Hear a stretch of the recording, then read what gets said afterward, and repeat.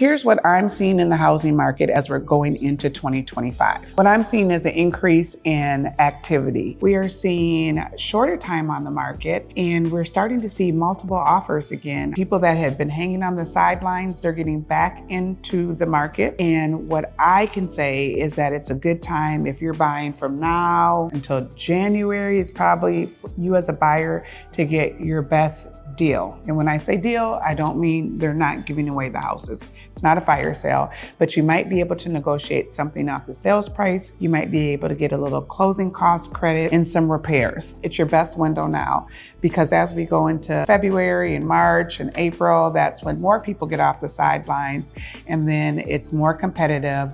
The prices are going up, and interest rates, they're going to be in the sixes and remain in the sixes, probably mid sixes for the next 2 years. So if I were you and you're thinking about purchasing a home in 2025, it would be a great time now to put a plan together so you can hit the ground running.